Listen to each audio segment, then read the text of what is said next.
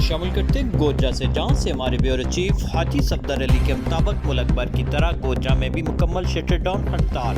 شہر کے بازار سنسان، مارکیٹیں مکمل بند دکھائی دینے لگیں۔ جماعت اسلامی اور ٹریڈر ایسوسی ایشن کا ملکہ والا چوک میں احتجاجی دھرنا میں امیر جماعت اسلامی ڈاکٹر عطا اللہ حمید، صدر ٹریڈر ایسوسی ایشن رانا سعید منج، انجمن تاجران کے عہدیداران نے بھی شرکت کی۔ دھرنے کے شروع سے خطاب کرتے ہوئے ڈاکٹر عطا اللہ حمید نے کہا کہ اشرافیہ 3000 ارب کی مراعات ملکی خزانے سے حاصل کر رہی ہے۔ 17 افراد اب تک حالیہ مہنگائی سے خودکشی کر چکے ہیں۔ ٹریڈر ایسوسی ایشن کے سرپرست اعلیٰ رانا راشد سعید منج نے دھرنا کے شرکا سے خطاب کرتے ہوئے کہا کہ تاجران جماعت اسلامی کے ساتھ شانہ بشانہ کھڑے ہیں۔ حکومت ہوش کے ناخن لے، مہنگائی نے غریب عوام کا جینا محال کر دیا ہے، جس کی وجہ سے آئے روز لوگ خودکشیاں کر رہے ہیں۔